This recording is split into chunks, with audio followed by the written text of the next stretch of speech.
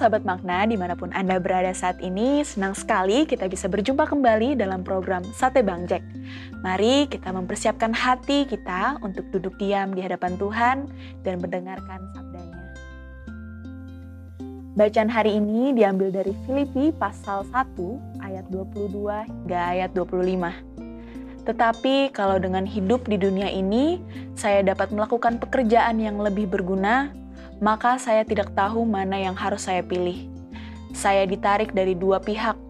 Saya ingin sekali meninggalkan dunia ini untuk pergi tinggal dengan Kristus, sebab itulah yang paling baik. Tetapi untuk kepentinganmu adalah lebih baik kalau saya tetap tinggal di dunia. Saya yakin akan hal itu.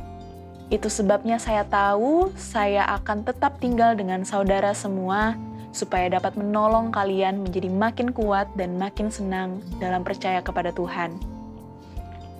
Ketika Anda tetap fokus pada tujuan Anda dan bukan pada problema Anda, maka sukacita akan tetap melingkupi Anda walaupun ada masalah dalam hidup Anda.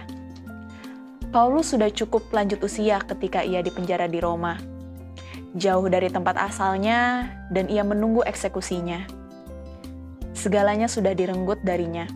Teman-temannya, kemerdekaannya, kehidupan pribadinya, pelayanannya, segalanya habis direnggut.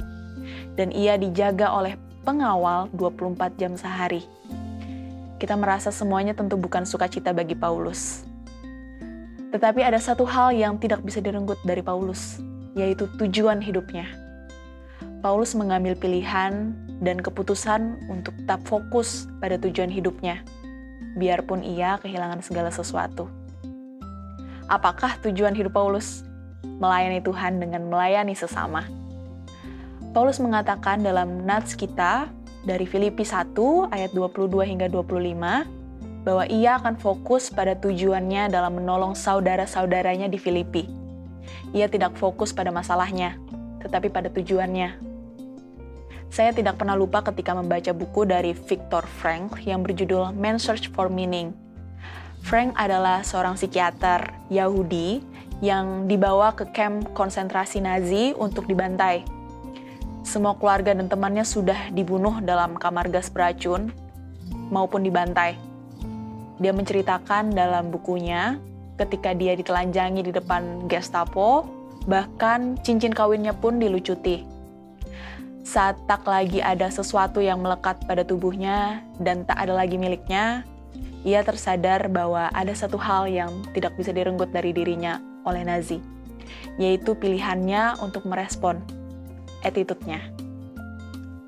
Anda tidak bisa mengontrol apa yang orang lain akan lakukan terhadap Anda.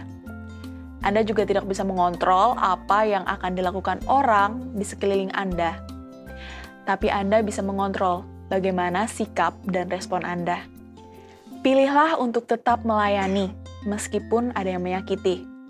Pilihlah untuk tetap mengampuni, walaupun ada yang jahat pada Anda. Pilihlah untuk tetap fokus pada janji Tuhan, dan bukan pada keadaan atau masalah di sekitar Anda. Ini adalah pilihan-pilihan yang membawa pada iman yang semakin kuat bertumbuh. Dan iman Anda inilah yang dengan pertolongan Tuhan terus memberi Anda sukacita. Mari kita sama-sama berdoa. Ya Bapa-Ku yang baik, karuniakanlah kepadaku hati yang selalu ingin melayani, baik melayani Engkau dan juga melayani sesamaku. Biarkanlah aku tetap fokus pada janji Tuhan dan tidak terfokus pada masalah yang membebaniku. Tolonglah aku ya Tuhan, dalam melewati semua pencobaan ini. Di dalam nama Tuhan Yesus, aku berdoa. Amin.